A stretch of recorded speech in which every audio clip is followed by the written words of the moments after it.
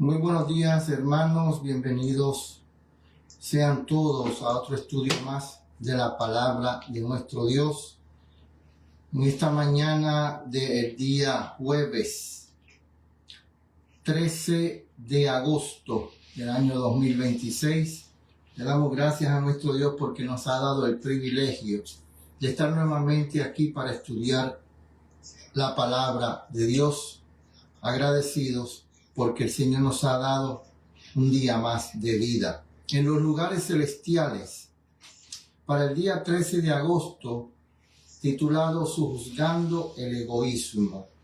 En los lugares celestiales, 13 de agosto, Sojuzgando el egoísmo. Como también yo en todas las cosas agrado a todos, no procurando mi propio beneficio, sino el de muchos para que sean salvos. Primera de Corintios 10:33. Hay en los corazones de muchos un elemento de egoísmo que se adhiere a ellos como la lepra. Han consultado por tanto tiempo sus propios deseos, su propia complacencia y comodidad, que no sienten que hay otros que lo necesitan. Sus pensamientos, planes y esfuerzos son para sí mismos. Viven para el yo y no cultivan la benevolencia desinteresada, la cual, si se ejercita, se acrecentaría y fortalecería, hasta que sería su deleite vivir para el bien de otros. Su egoísmo debe ser discernido y sojuzgado, ya que es un pecado atroz a la vista de Dios. Necesitan ejercitar un mayor y especial interés por la humanidad. Si lo hacen, colocarán sus almas en una más estrecha conexión con Cristo y serán imbuidos con su espíritu. El Señor nos ha elegido como canales a través de los cuales pueda comunicar sus bendiciones. Viene el tiempo cuando temblará la tierra y será removida como una choza. Isaías 24:20. Pero los pensamientos, los propósitos y los actos de los obreros de Dios, aunque ahora sean invisibles, aparecerán en el gran día final de la retribución y de la recompensa. Cosas ahora olvidadas aparecerán como testigos, ya sea para aprobación o para condenación. El amor, la cortesía y la abnegación jamás se perderán. Cuando alguno es elegido por Dios, es cambiado de la mortalidad a la inmortalidad. Sus palabras y actos de bondad se manifestarán y serán preservados por las edades sin fin. Ningún acto de servicio abnegado, por pequeño o simple que sea, se pierde jamás. Por medio de los méritos imputados de la justicia de Cristo, la fragancia de tales palabras y acciones es preservada para siempre. O sea que cuando nosotros estamos en Cristo, nuestras palabras no pueden ser las de antes.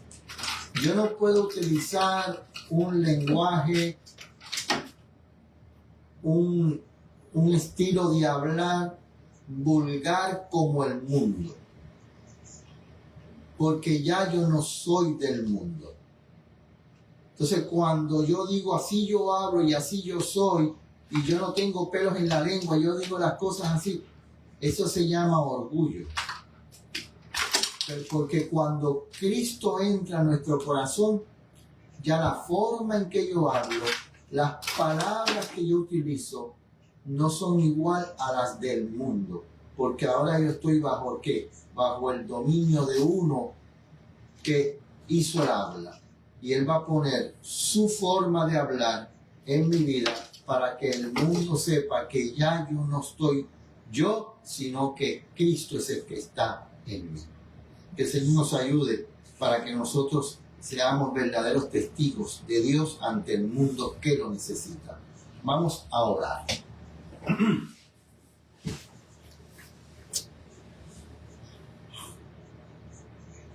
Padre nuestro que estás en el cielo, Te damos gracias porque tú nos has permitido llegar al final de una semana más. Estamos terminando esta semana de labor y nos estamos acercando más a tu santo día. Te damos gracias porque hasta ahora tú nos has cuidado. Te pedimos, Señor, que tú nos ayudes a acercarnos más a ti. Que nos des el interés en nuestros corazones de buscar más de ti. Y que al abrir tu palabra en esta mañana, que tu Santo Espíritu nos ilumine. Y que sea Él el que dirija estas palabras a nuestra mente y a nuestros corazones. En el nombre de Jesús. Amén.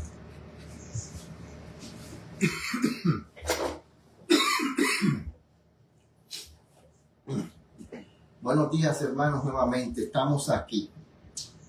El enemigo trata de evitar de que estudiemos la palabra de Dios. Siempre pone trabas, pone dificultades, pone situaciones en nuestra vida para que nosotros pongamos la excusa de no estudiar la palabra de Dios, de no sacar ese tiempo para encontrarnos con Dios, para poder ser verdaderos discípulos de Él. Esta lección número 7 que está llegando a su fin hoy, mañana es un repaso, esta lección número 7 de este tercer trimestre, que el título general del tercer trimestre es Caminando con Jesús. El título central de esta semana, la prueba de discipulado. Decimos ser discípulos de Cristo. Decimos ser que ya no pertenecemos al mundo, que ahora le pertenecemos a Cristo. La pregunta es, ¿verdaderamente nosotros entendemos lo que significa ser discípulo de Cristo? ¿Entendemos la obra que tiene que hacer el Espíritu Santo en nosotros? ¿Entendemos lo que es ser una nueva criatura? ¿Entendemos que nosotros no nos podemos justificar a nosotros mismos y que nuestras obras no nos ganan la salvación? ¿Entendemos nosotros que la justicia propia no nos da nada? ¿Entendemos que la salvación es un don gratuito, que no me costó nada, pero que yo tengo que por amor a ese don gratuito que Dios me ha dado, yo debo guardar, creer, temer a Dios, guardar su voluntad, hacer su voluntad? ¿Entendemos eso? ¿Por qué? Porque una de las mayores pruebas de discipulado es vivir por fe. Vivir por fe. Acuérdense que la fe es activa. La fe tiene que ser una fe de acción. Una fe que no se queda quieta. Una fe que actúa. Y en esta mañana vamos a estudiar un poco acerca de eso, de esa fe activa, viviendo por fe.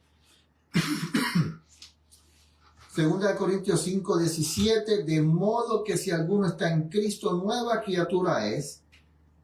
Las cosas viejas pasaron y aquí todas son hechas nuevas. Nueva criatura, viviendo por fe. ¿Cómo es que Cristo obtuvo la victoria? ¿Cómo es que el apóstol Pablo obtuvo la victoria? ¿Cómo es que los grandes de la Biblia obtuvieron esa victoria? 1 Corintios 15, 30 y 31. Específicamente Pablo. ¿Cómo es que Pablo dice aquí que vivió victorioso? Dice, ¿y por qué nosotros peligramos a toda hora? Pablo entendía que a toda hora se peligra bajo las tentaciones de Satanás. Satanás está constantemente tentándonos. Satanás está constantemente buscando que nosotros caigamos. Ese es el verso 30. El verso 30, Pablo nos dice, constantemente nosotros estamos en peligro, en toda hora. 31. Os aseguro, por la gloria que de vosotros tengo en Cristo Jesús, Señor nuestro, yo les aseguro que para obtener la victoria en el nombre de Cristo Jesús, que cada día muero. ¿Cómo se puede obtener la victoria en el nombre de Cristo Jesús? Muriendo, que el yo muera cada día. Que el yo que está en mí, que mi justicia propia, muera cada día en Cristo Jesús. ¿Por qué nosotros somos vencidos por Satanás?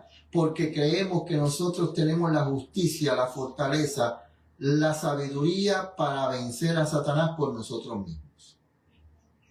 Pero Pablo dice no, en Cristo morimos cada día. Si morimos en Cristo cada día, entonces podremos tener la victoria cada día. Acuérdense que ese es el mismo Pablo que en Romanos acaba de decir que él las cosas que quiere hacer no lo hace.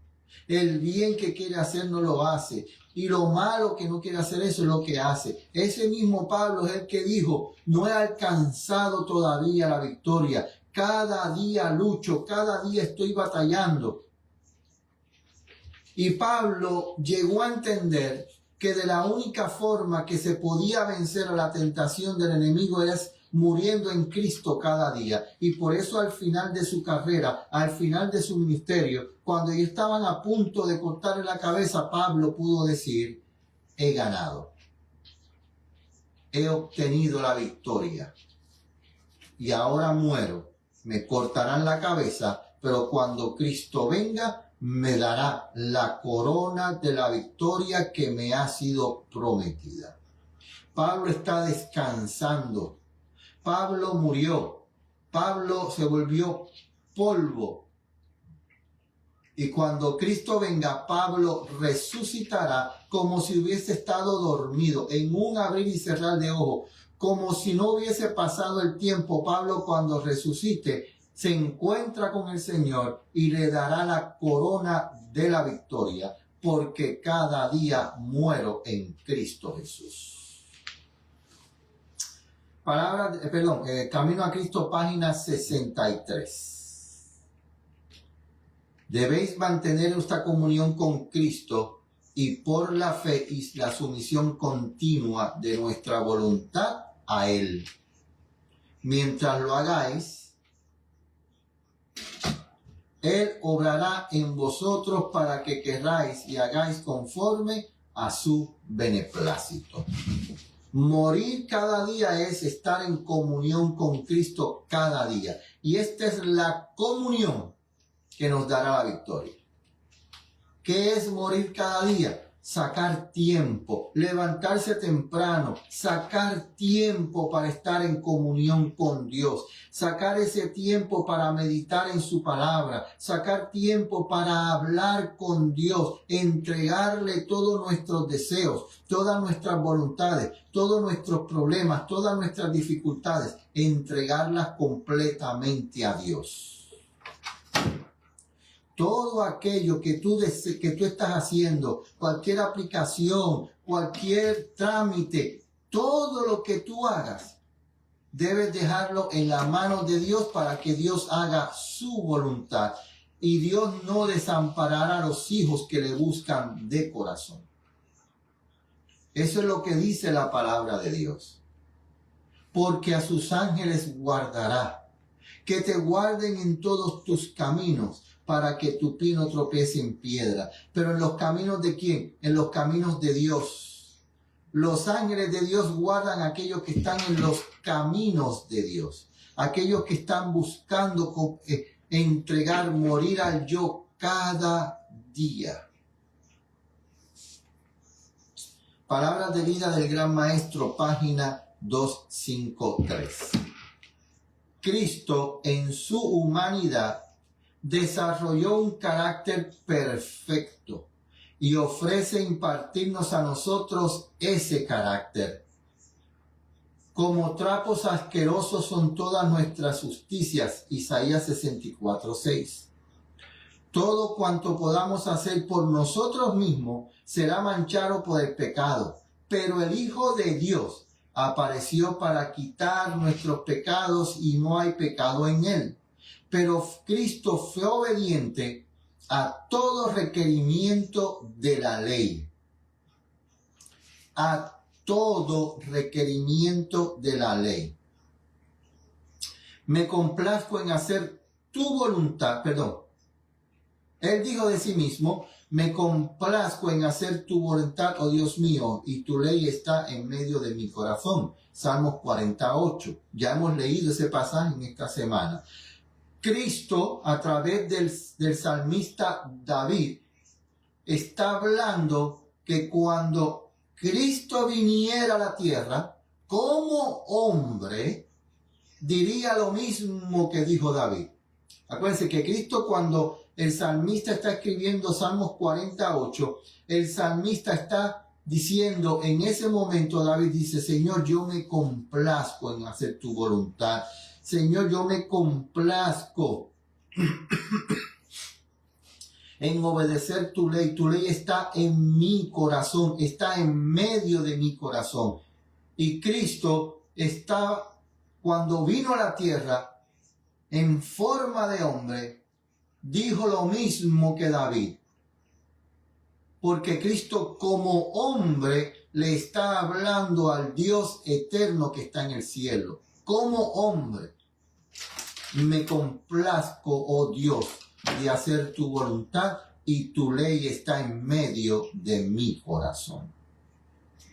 Porque Cristo fue el que, ¿qué? El que dio la ley. Si Cristo es el que da la ley como Dios, Cristo no puede decir, me complazco, oh Dios, en hacer, porque diría, me complazco, oh Dios, en hacer mi voluntad y mi ley está en medio de mi corazón. No.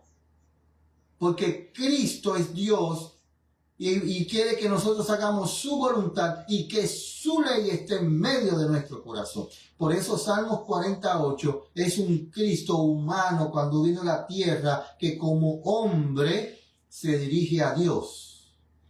Como Dios no se dirige a Dios, como hombre se está dirigiendo a Dios. Por su perfecta obediencia, la de Cristo, ha hecho posible que cada ser humano obedezca a los mandamientos de Dios. Fíjense, la perfecta obediencia de Cristo nos da a nosotros el poder para poder obedecer la ley de Dios. Cuando nos sometemos a Cristo, el corazón se une con su corazón, la voluntad se fusiona con su voluntad, la mente llega a ser una con su mente. Los pensamientos se sujetan a Él. Vivimos su vida. Esto es lo que significa estar vestido con el manto de su justicia. Morir cada día en Cristo es que vivir como Él vivió. Hacer su voluntad. Y rogarle a Dios que su ley esté en medio de nuestro corazón. Si queremos tener victoria ante la tentación. El salmista expresó algo. Expresó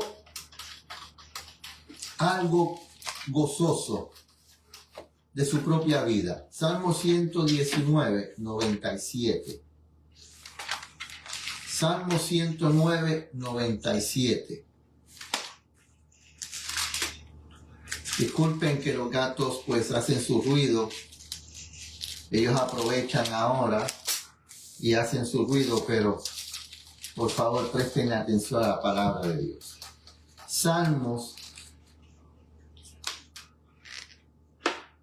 119:97. Fíjense cómo el salmista expresa el gozo de hacer lo que Dios dice. Y eso debería estar en nuestro corazón. Nosotros no podemos guardar la ley de Dios como si nos estuviesen obligando. Nosotros no podemos guardar la ley de Dios como si fuera algo que nos entristece, algo que nos quita la libertad, algo que nos quita el gozo.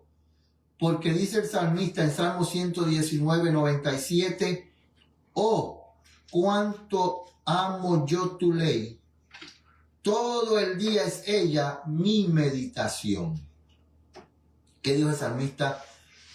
Amar la ley de Dios. Amar la ley de Dios debe darnos gozo, debe darnos alegría. ¿Por qué? Porque la ley de Dios es libertad. La ley de Dios es libertad, es salud, es salvación. ¿Por qué?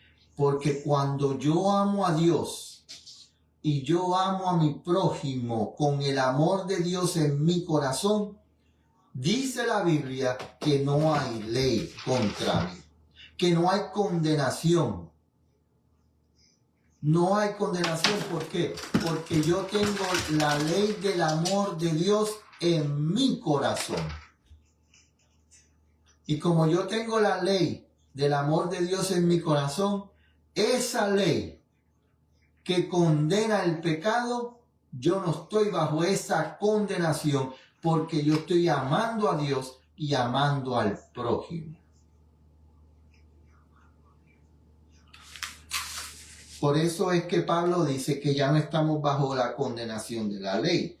¿Por qué? Porque todos aquellos que tenemos el amor de Dios, no estamos bajo esa condenación. Porque la ley de Dios es ¿qué? Es amor.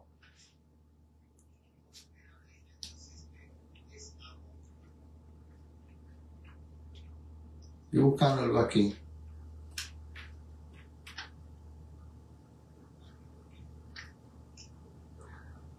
Para leer ahorita. O sea que el salmista dice de esta forma: oh, cuánto amo yo tu ley. Nosotros, si amamos a Dios sinceramente, si yo digo que soy un discípulo de Cristo, si yo digo que yo amo a Cristo por lo que Él hizo por mí en la cruz del Calvario, porque todo el Evangelio, según la Biblia, específicamente Pablo, pero desde el Génesis hasta el Apocalipsis, el Evangelio está centrado en Cristo, en ese Salvador, en ese Mesías, en ese sustituto, en ese Cordero que tomó mi pecado, que tomó todo el pecado del mundo sobre sí, con el peligro de ser separado para siempre de su Padre, y sufrió la condenación que yo tenía que sufrir, pagó la deuda que yo tenía que pagar, y sufrió y venció la muerte eterna a la cual yo estaba condenado. Si yo amo a ese Cristo, yo voy a amar su ley. Y voy a meditar en su ley cada día. Y cada vez que venga un pensamiento que me quiera llevar a violar uno de los preceptos de la palabra de Dios, yo voy a decir como el salmista: yo amo tu ley, Señor. Y medito en él cada día. Y entonces viene la victoria. Pero la victoria se obtiene bajo la voluntad de Dios, no bajo la voluntad de ningún hombre, no bajo los requerimientos de ninguna organización. La victoria se obtiene bajo la gracia, justicia, misericordia y voluntad de Dios.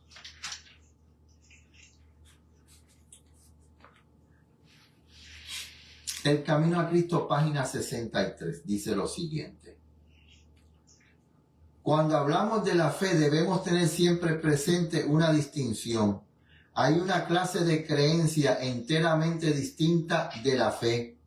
la existencia y el poder de Dios, la verdad de su palabra, son hechos que aún Satanás y sus huestes no pueden negar en lo íntimo de su corazón.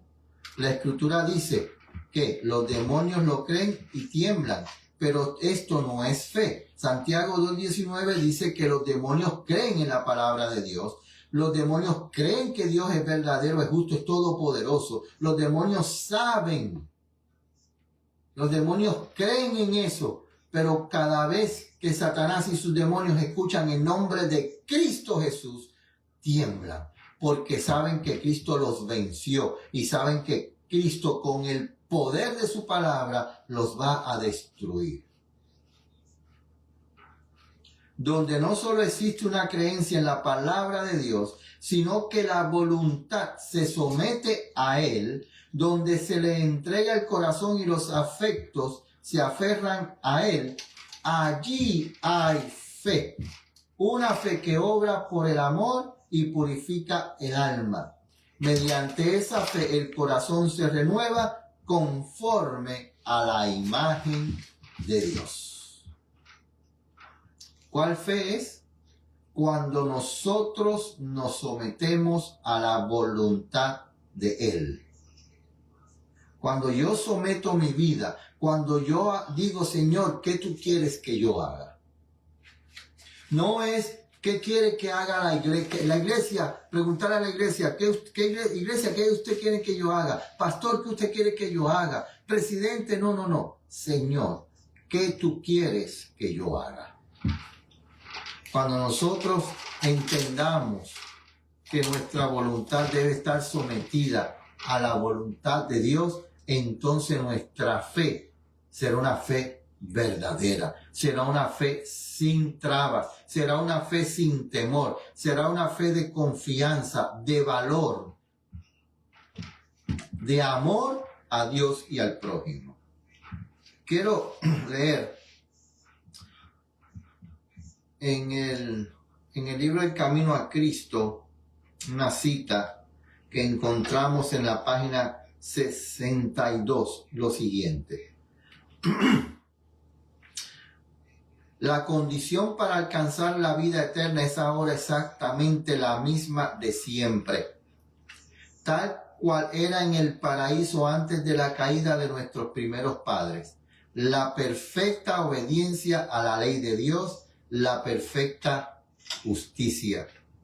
Si la vida eterna se concediera con alguna condición inferior a esa, peligraría la felicidad de todo el universo. Se le abriría la puerta al pecado con toda su secuela de dolor y miseria para siempre.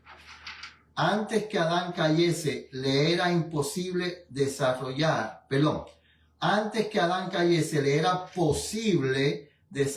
un carácter justo por la obediencia a la ley de Dios. Mas no lo hizo, y por causa de su caída tenemos una naturaleza pecaminosa y no podemos hacernos justos a nosotros mismos. Y escuchen esto. Puesto que somos pecadores y malos, no podemos obedecer perfectamente una ley santa. Satanás, a través de estas personas que están destruyendo el evangelio puro y santo de Dios, dice que sí se ha podido, que hay gente que ha podido guardar la ley de Dios perfectamente. Que hay gente que ha guardado la ley de Dios perfectamente antes que Cristo la guardara perfecto cuando vino a la tierra. Dicen ellos que hay gente que la han guardado perfectamente. Pero el espíritu de profecía, el Espíritu Santo de Dios nos está diciendo a través de su mensajera, puesto que somos pecadores y malos, no podemos obedecer perfectamente una ley santa. ¿Desde cuándo? mas no lo hizo, y por causa de su caída tenemos una naturaleza pecaminosa y no podemos hacernos a nosotros justos a nosotros mismos. O sea, que después de la caída de Adán, no ha existido hasta hoy, fuera de Cristo, un ser humano que le haya ofrecido una perfecta obediencia a la santa ley de Dios. No tenemos justicia propia con que cumplir lo que la ley de Dios exige, pero Cristo nos preparó una vía de escape. Vivió en esta tierra en medio de pruebas y tentaciones como las que nosotros tenemos que arrostrar. Sin embargo, su vida fue apacible. Murió por nosotros y ahora ofrece quitar nuestros pecados y vestirnos de su justicia. Si os entregáis a Él y le aceptáis como vuestro Salvador, por pecaminosa que haya sido vuestra vida, seréis contados entre los justos por consideración hacia Él. El carácter de Cristo reemplaza el vuestro y sois aceptados por Dios como si no hubierais pecado. Pero fíjense, dice la palabra de Dios que por causa de tener esta naturaleza pecaminosa y por causa de que somos malos, nosotros no le podemos ofrecer a Dios una perfecta obediencia a su santa ley, que nadie lo ha podido hacer. Nadie ha podido obedecer la ley de Dios santa perfectamente. Por eso Cristo tuvo que venir y hacerlo. Eso quiere decir que aún aquellos que la Biblia presenta como justos, como buenos, como santos, en algún momento eran pecadores igual que nosotros y no le ofrecían una perfecta obediencia a la ley de Dios. Por eso era que llevaban sacrificios, para que por la sangre de esos sacrificios sus pecados fueran lavados. Todos los grandes de la Biblia, todos aquellos grandes que sabemos que están en el libro de la vida, todos llevaron sacrificios a Dios en algún momento de su vida. ¿Por qué? Porque nadie en esta tierra fuera de Cristo ha podido guardar la santa ley de Dios perfectamente. Solo Cristo lo hizo. Y por esa obediencia perfecta de Cristo a la santa ley de Dios es que tú y yo tenemos el derecho de ser salvos.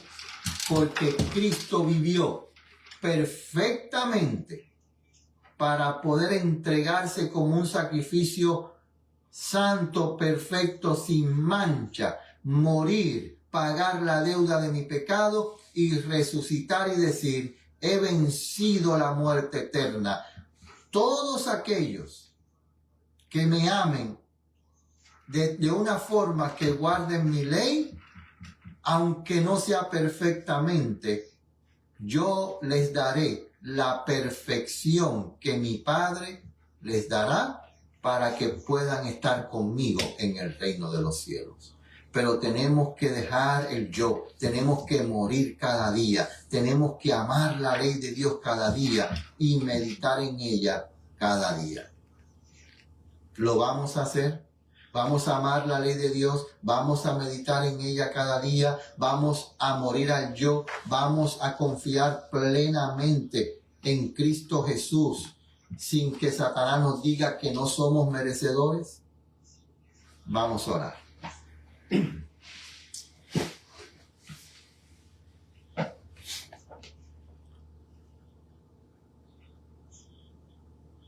Padre nuestro que estás en el cielo, ante tu presencia de rodillas nos encontramos nuevamente para darte gracias. Darte gracias por tu palabra, darte gracias por tu amor, darte gracias por tu justicia, por tu misericordia, por todo lo que tú haces por nosotros, aun sin nosotros merecerlo. Queremos pedirte que nos ayudes en este día a tener victoria, a poder alcanzar lo que tú deseas de nosotros, a poder entregarnos cada día a ti, a que nuestro yo muera cada día para poder hacer tu voluntad. En tus manos entregamos todos nuestros quehaceres, nuestros pensamientos, nuestras voluntades, todos nuestros pesares, todo aquello que nos quiere separar de ti. Queremos pedirte que nos dé la fortaleza de poder abandonarlo. Acompáñanos en este día, en tus manos pongo a las personas que están viendo este estudio, tú los conoces. Yo no veo sus nombres, pero tú sabes quiénes son. Tómalos en tus brazos de amor. Que podamos entender que como el salmista, digamos, quiero amar tu ley, amo tu ley y quiero tener tu ley en medio de mi corazón cada día y meditar en ella. Gracias nuevamente, porque te lo pedimos en el dulce nombre de tu amado Cristo Jesús. Amén.